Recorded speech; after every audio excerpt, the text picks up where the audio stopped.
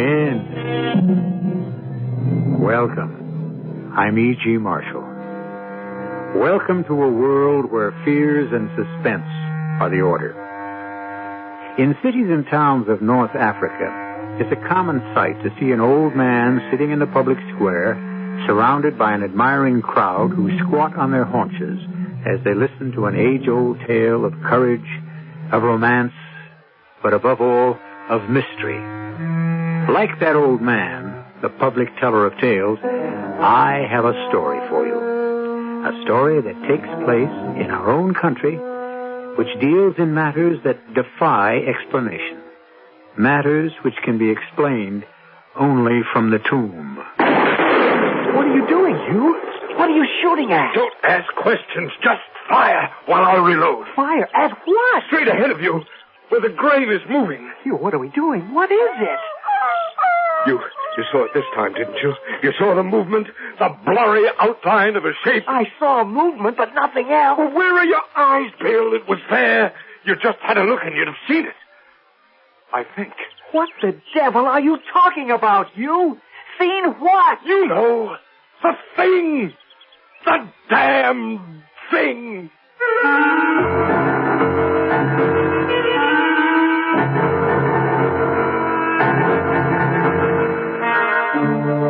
Our mystery drama, The Damned Thing, was inspired by the celebrated American writer Ambrose Bierce. It was especially written for the Mystery Theater by Arnold Moss. It stars Robert Dryden and Joan Tompkins.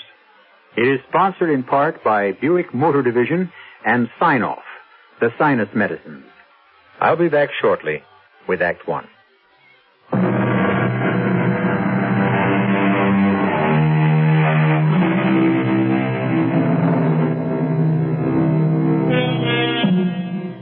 By the light of a kerosene lamp placed at one end of a rough wooden table, a tall, gaunt man is reading something written in a book. The man reads silently as his fingers trace the words. As the man lifts the book toward the light, the shadows cast by the ledger throw half of the small room into darkness, obscuring the faces of 7 men sitting against the log walls of the little cabin. On the other side sit 3 people, 2 women and a man, an elderly Indian, all equally silent, equally motionless. Next to them is an empty chair. By extending an arm, any one of them can touch the man who is lying on the table, face upward, covered by a sheet, his arms at his side. The man, Hugh Morgan, is dead. The man with the book is the district coroner. They all seem to be waiting for someone to occupy the empty chair. Finally, the tall man closes the book. There are 3 things to determine at this inquest. The identity of the deceased, the time of death, and finally the mode of the departure, the manner in which his life came to an end. There's no question of identity. These have been positively confirmed as the remains of Hugh Morgan, famous scientific book writer and, until 3 years ago, well-known professor at the State University. Upon resigning from the university, he came up here to our mountains with Mrs. Morgan to get away from city life, to get what he called closer to nature. He built this cabin pretty much with his own hands. Is that a fair statement, Ms. Morgan? That's correct, Mr. Bentley. The time of death has been determined by medical examination as between 36 and 48 hours ago. We are now waiting for Mr. William Harker, the young newspaper fellow from San Francisco, former student of Professor Morgan. His testimony, we are led to believe, may be of the greatest importance in this determination. Until such time as he arrives, we shall proceed with the investigation. I first call on the wife, the widow, of the demised. Miss Morgan, if you please. Yes? Would you kindly repeat to these gentlemen what you've already told me about how your late husband met his death? My husband loved these mountains. Second only to his work, his writing. He loved nothing more dearly than walking, hunting, fishing, in all seasons, all kinds of weather. No, of course.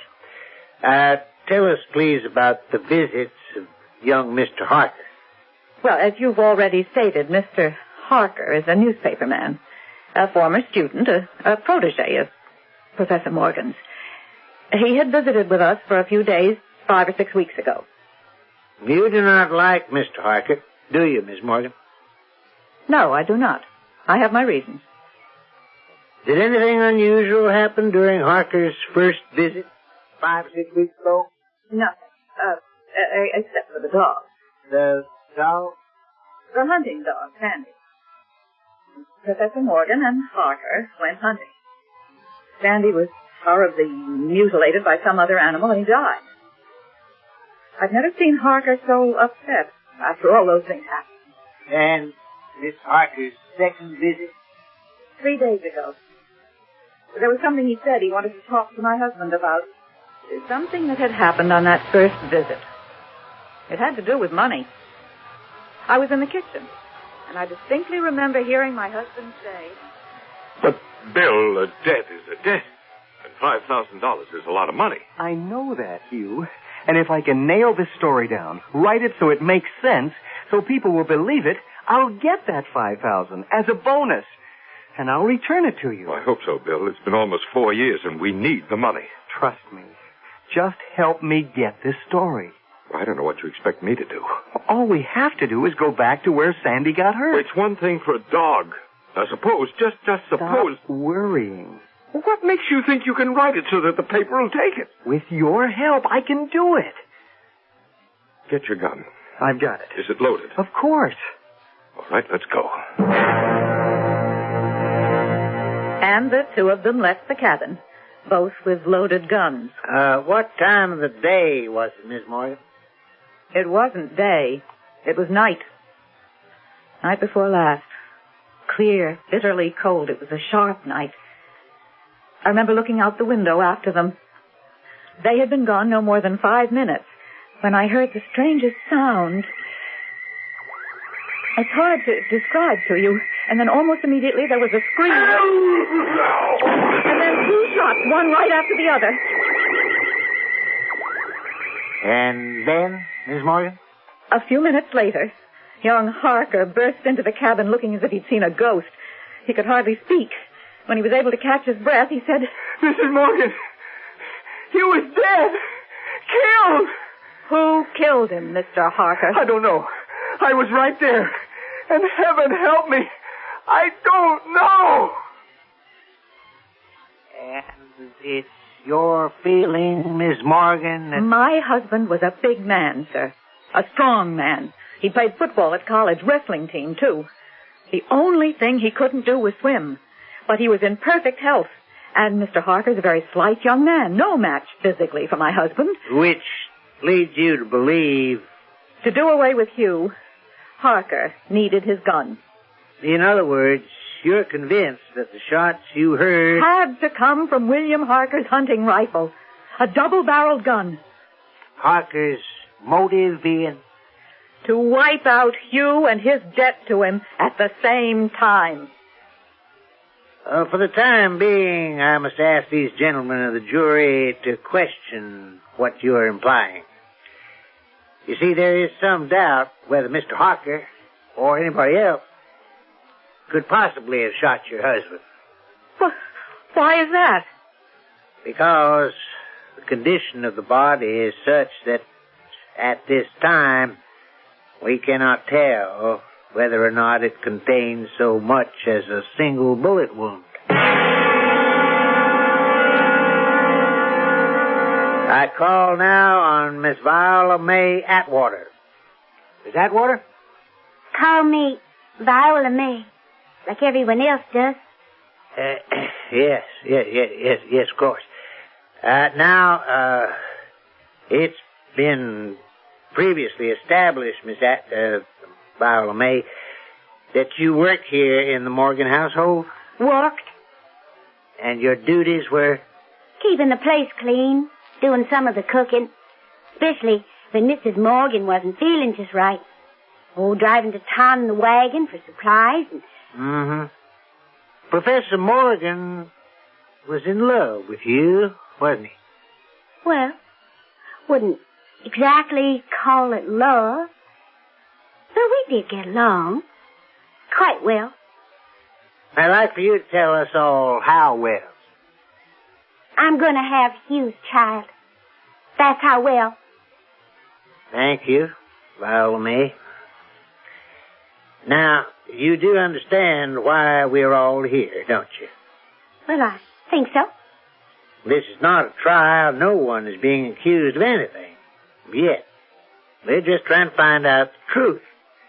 We just want to know what happened night before last. I can tell you. Please do. Well, you know how it was between the professor and me. And for the longest time, he'd been telling me he was going to get rid of Mrs. Morgan. Some way. But now, she ain't such a fool. She didn't know what was going on. Well, night before last, I was in the kitchen doing the supper dishes. I couldn't help hearing every word they said. How much longer do you think I'm going to put up with this? No one's asking you to put up with anything. A man your age, a man of your reputation, having a sordid affair with a stupid, ignorant girl. Where's your pride? That stupid, ignorant girl is something you never had. That is pretty obvious, dear. I'm talking about things like compassion.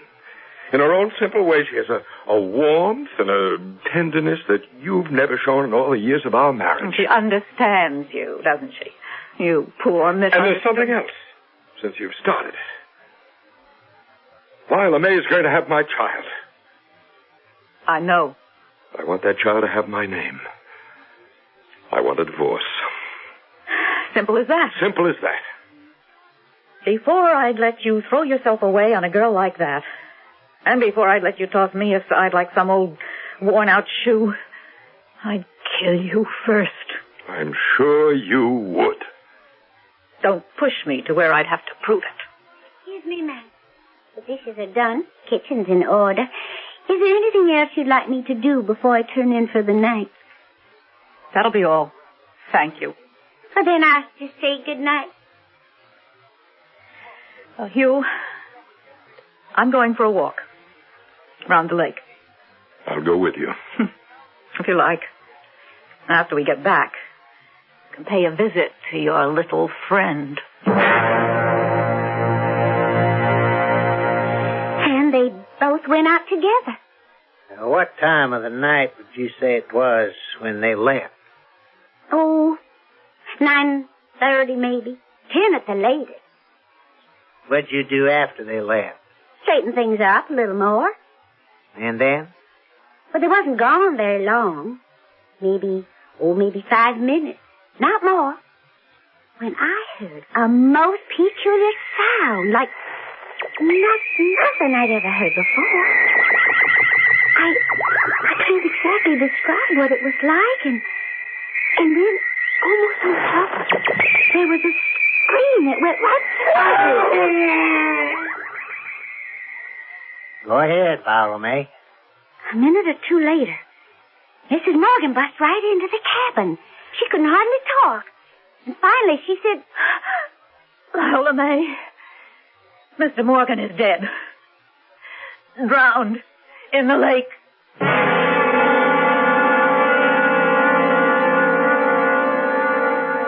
Mrs. Morgan told you herself that Professor Morgan couldn't swim.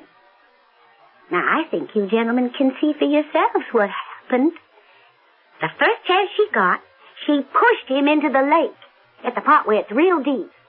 Now, he struggled for a piece, and in the darkness of the night, finally give up and drowned. I see. As I've explained before, Viola May, this inquest has been called because there's reason to believe that Hugh Morgan met his end through some kind of foul play. Like I said. Not quite like you said. Chances of Professor Morgan's death coming about as a result of drowning are very slim.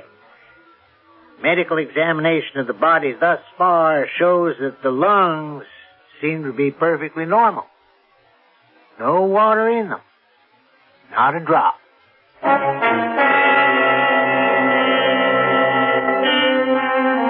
Absolute truth is a very strange thing. What seems real to one person is very often a lie to another. The fact, as one person sees it, becomes a fiction in the eye of his neighbor. What then is real? And at what point does imagination, for example, color reality?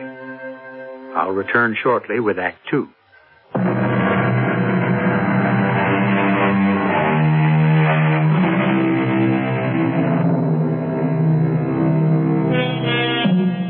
In an isolated cabin high in a deserted area of the mountains of Northern California, a corpse lies cold and rigid on a rough hand-hewn table.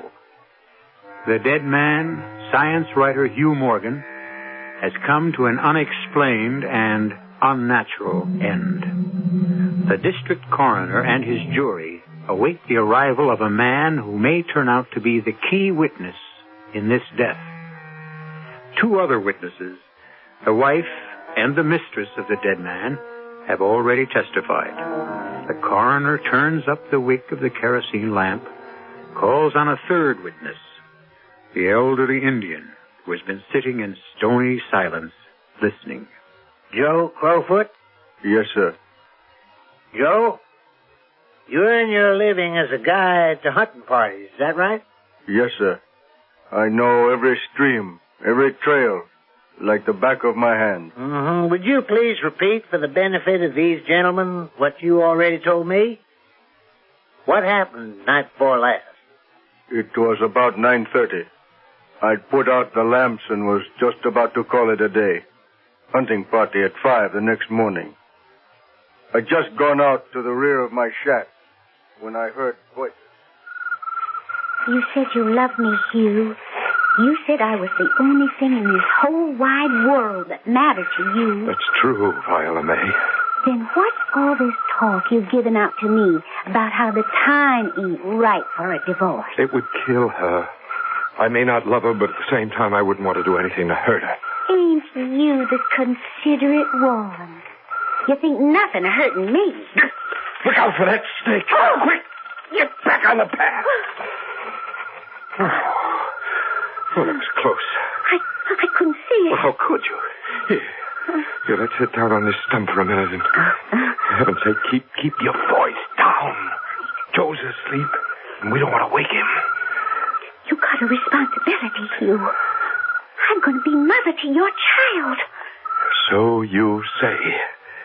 Now, what's that mean? What makes you so sure it's me? Well, who else could... Now, what is in back of that filthy mind of yours? I told you to keep your voice down. I'll tell the whole world what a dirty old man you really are. You little fool. Now, you pull yourself together. Hugh Morgan, I hope you... You pushed me, you deliberate. No. Oh, the rattlesnake, it's there. I can see it. Now, don't move. Lie here as quietly as... It's lifting its head, but... It bit me. Get help! You little idiot, I've been bitten. Wait, Joe Crowfoot, fast! What makes you think Joe would help you? Wake him up yourself, lover boy. I got more important things to do. Joe! Joe Crowfoot, help! I need help! Help me, somebody! In no time at all. I had him in my shack. Did everything I knew to kill the poison the snake had shot into his body. But... Yes, Joe? I guess I was too late. Within a very short time, Professor Morgan was dead. And it is your testimony that he was pushed by the young lady, Viola May, into the spot, the area where she knew there was a rattlesnake. Yes, sir. That's very interesting, Mr. Crowfoot. Why do you say that? The medical examination. As far as we can determine, not a trace of the snake's poison is in the bloodstream. Not a trace.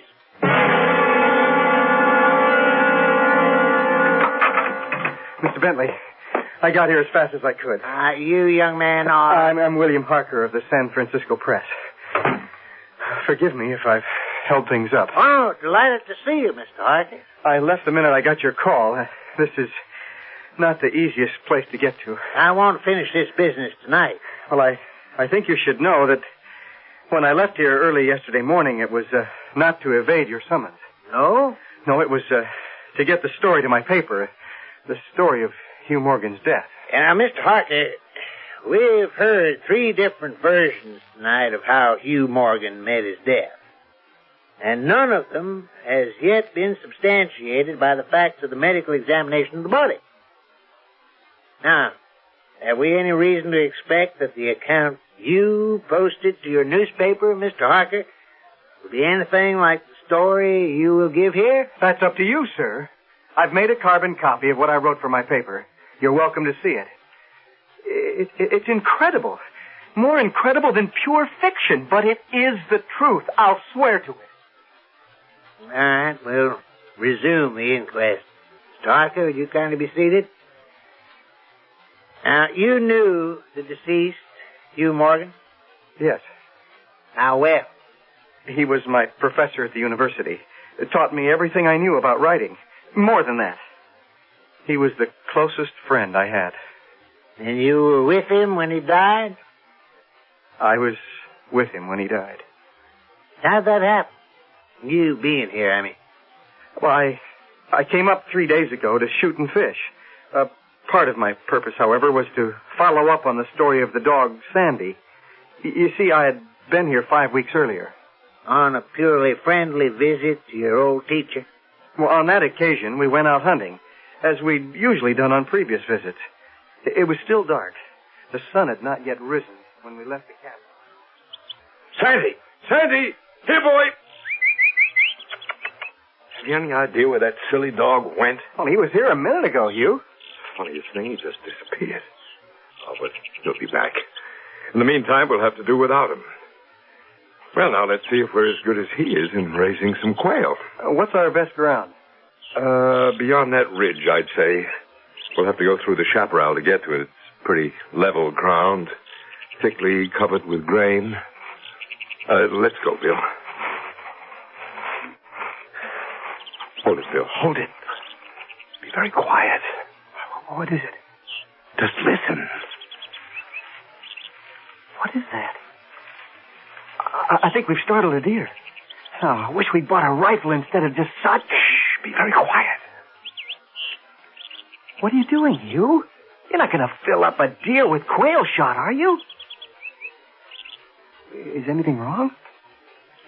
Hugh, have we jumped a grizzly? Cock your gun, Bill. Well, now what? Everything's so quiet. What is it? Just keep your eyes open and your mouth shut. Keep low, very low, and watch. And that's exactly what I did. What happened next? A minute or two went by. Suddenly, there was this weird sound that seemed to come from out of nowhere. It grew louder and louder. It got to the point where I had to put my hands over my ears to shut out the sound. It was so shattering. And then it stopped. As suddenly as it had started. And what did you see, Mr. Harker? Well, up until then, the bushes had been deathly still. Not a bit of movement, of any kind. I turned to Professor Morgan and was about to speak when the field of wild oats we'd been watching began to move in the most curious way. It seemed as if the oats were being stirred up by a streak of wind, which, well, not only bent it, but pressed it down, crushed it, so that it didn't rise, as if some huge, invisible, what can I call it, presence was moving slowly along through the oats, stepping on it with giant feet. And this movement, foot by foot, was prolonging itself directly toward us. What was your feeling, Mr. Harker, as you were watching this strange occurrence? Well, I must confess that I lay there in the chaparral, right beside Professor Morgan, watching this fantastic thing happen. And I was not afraid. Was this equally true of your companion? No, he was terrified. What are you doing, Hugh? What are you shooting at? Don't ask questions. Just fire while I reload. Fire? At what? Straight ahead of you, where the grain is moving. Well, if you say so. Hugh, what are we doing? What is it? It's all over now. It's gone. Let's see what happens. Yeah. Oh, no. That poor Sandy. Just look at him. Ripped to pieces. As if he'd run into the blades of a threshing machine. But what did it? I didn't see anything. Well, you saw the movement, didn't you? And a sort of blurry outline of a shape? I saw the movement. Nothing else. Well, where are your eyes, Bill? It was there to see. You just had a look and you'd have seen it. I think. What the devil are you talking about, Hugh? Seen what? The thing! The damned thing! Oh, what? That's what I call it. The damned thing. First, it did away with my chickens, and then the pigs and the cattle. And now poor Sandy, slashed to pieces. And that's not the end. Only the good Lord knows what the damn thing will destroy next. Or who?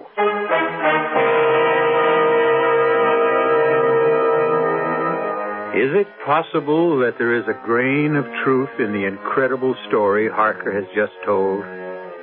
And can Hugh Morgan's fear of a shapeless, sinister force, of a thing that seems to challenge all reason and logic, be justified? We'll find out when I return shortly with Act 3.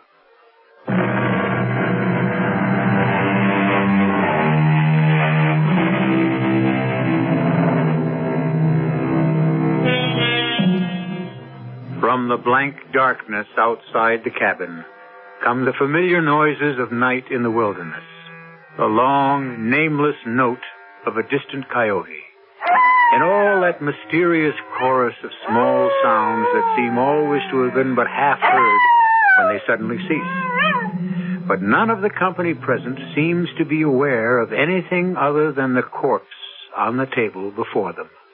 Please continue, Mr. Hart. Well, that's about it. We buried the dog and went back to the cabin. And never said another word to each other about what had happened that morning. You stayed on for a while? No, sir. I returned to San Francisco the next day. And then 5 or 6 weeks later, 3 days ago, you came back again. Why? To fill in some of the blanks. There were too many unexplained things.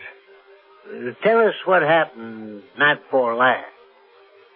I think Hugh had a pretty good idea of why I had come back so soon after the episode with the dog. It was he himself who suggested that we go out to hunt whatever might be around.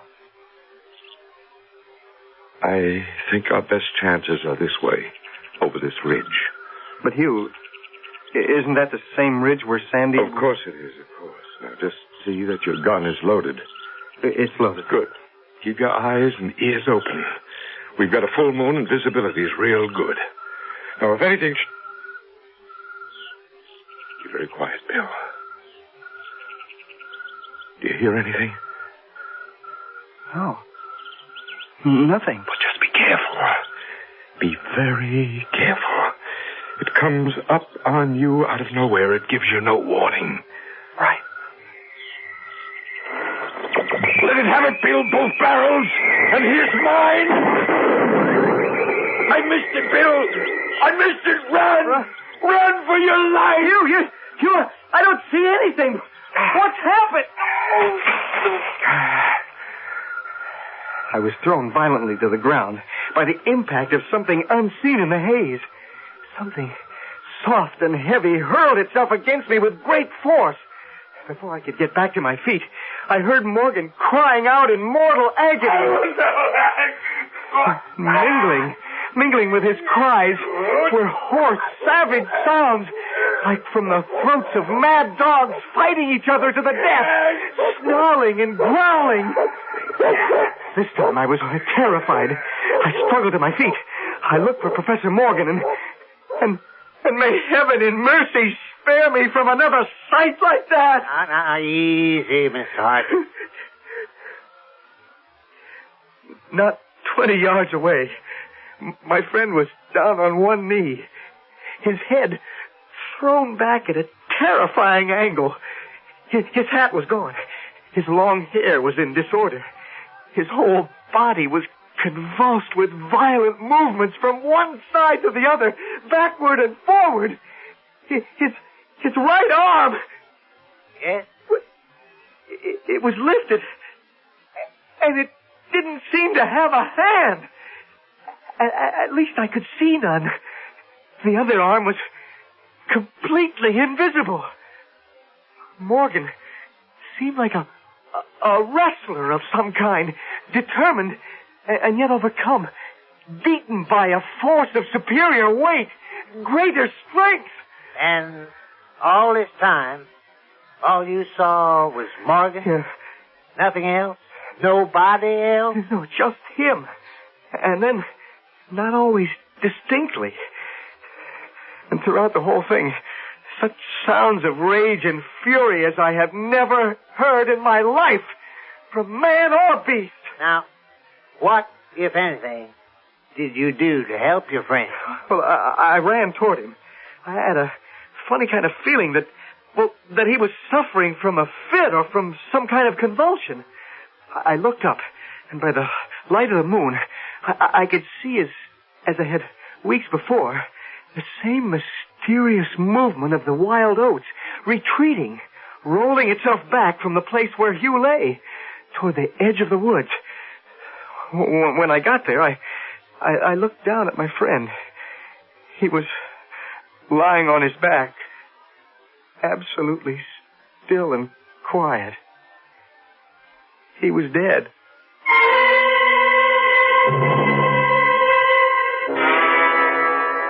Gentlemen, you've now heard 4 different accounts from 4 different witnesses. Now, finally, there is the version of death in some mysterious manner that Morgan was killed by an unknown force or creature of some kind, which Morgan called the damn thing. Mr. Bentley, there are 2 things more I would like to bring to your attention. Yes, Mr. Hart?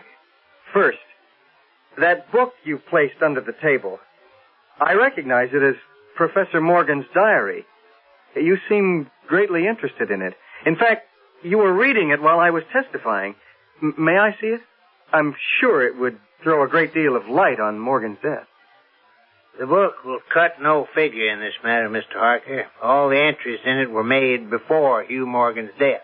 That's ridiculous. Now, you said there's something else you'd like to bring to our attention before a verdict is rendered?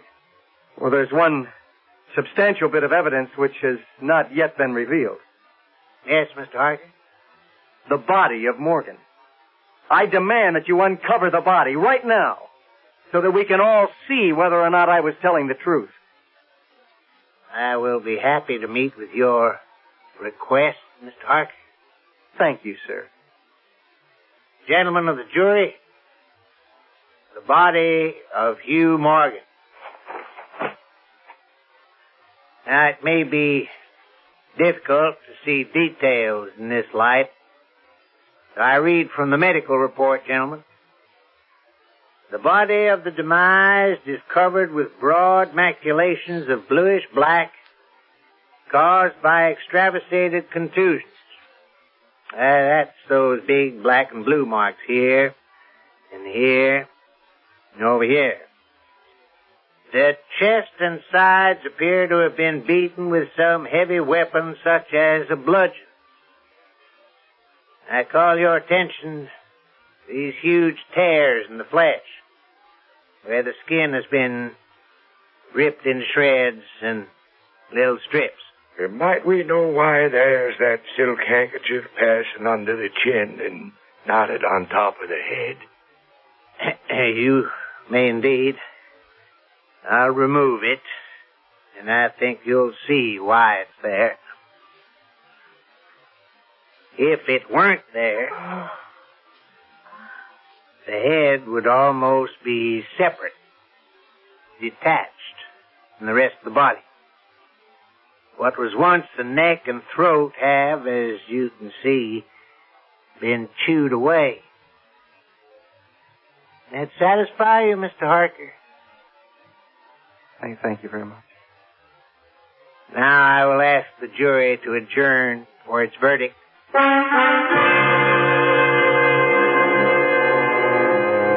We, the jury, do find that the remains of Professor Morgan come to their death at the hands of a mountain lion.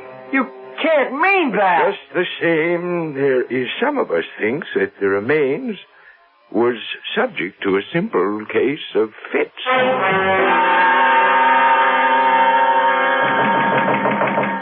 Come in. Oh, Mr. Harker. Can't say I'm surprised to see you.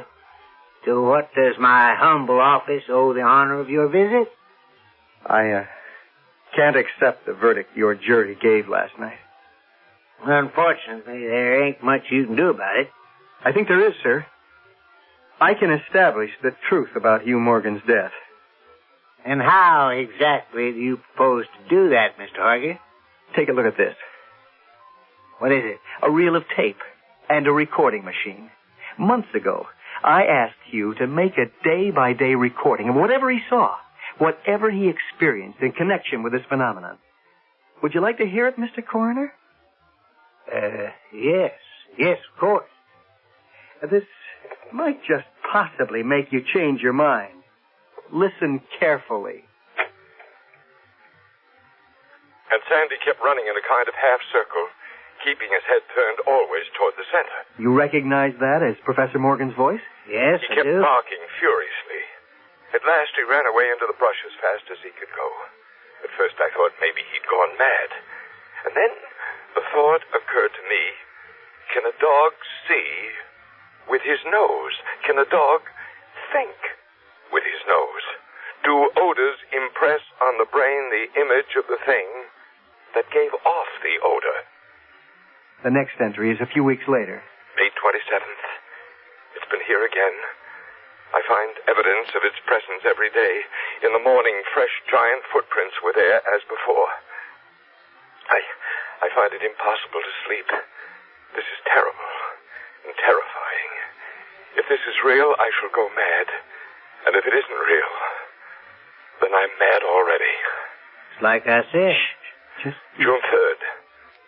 I will not leave. I will not let it drive me away. This is my house, my land. June 5th. I can't stand it any longer. I've invited Harker to spend a couple of days here with me. He has a level head. I can tell from the way he acts whether or not he thinks I'm insane. Turn it off. I've heard all I intend to hear. Not yet, sir. We're coming to the most important part of the whole thing. Just listen. June 10th. I have it. I'm sure I have it. I have the solution to this mystery. It came to me last night suddenly. And how simple it is. How terribly simple. There are sounds we cannot hear. At either end of the scale there are notes that imperfect instrument the human ear cannot grasp. They're either too high in pitch or too low. It's like those whistles that they make for dogs. The dogs can hear it, but the tones are too high for the human ear. Mr. Harker, listen, please. As it is with sounds, so it must be, so it is with colors.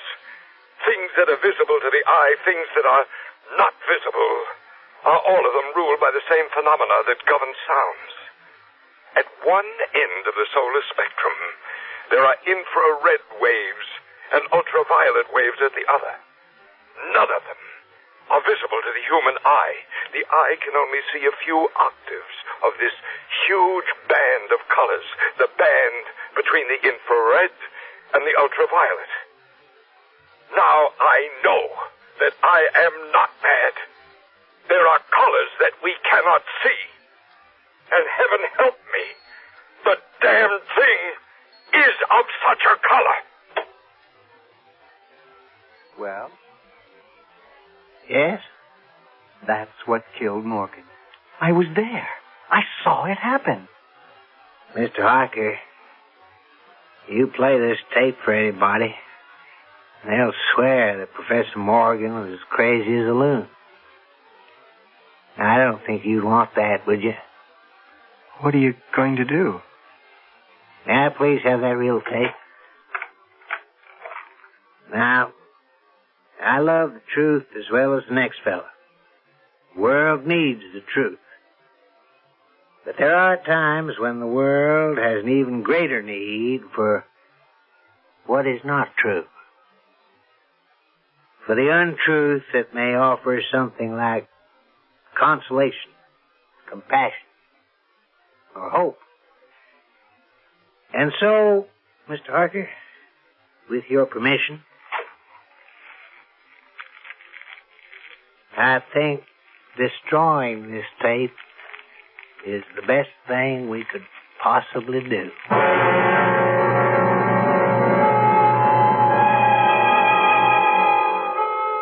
As the last foot of tape turned into ashes, the skies opened up and it began to rain. And the mutilated body of Hugh Morgan rested quietly where it was. They say, blessed is the bride the sun shines on, blessed is the corpse the rain falls on. Who knows? I'll be back in a moment.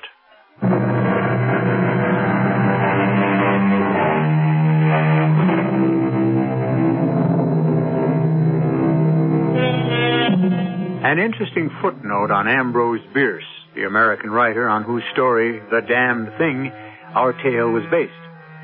In 1913, he left his work, disappeared into Mexico, and every trace of him was lost forever. Never heard from again. Is it just possible that he, like Hugh Morgan, met his end at the hands of some damned thing? Who knows? Our cast included Arnold Moss, Robert Dryden, Joan Tompkins, Evie Juster, and Bob Caliban. The entire production was under the direction of Hyman Brown. And now, a preview of our next tale. Even tricks go wrong sometimes, don't they?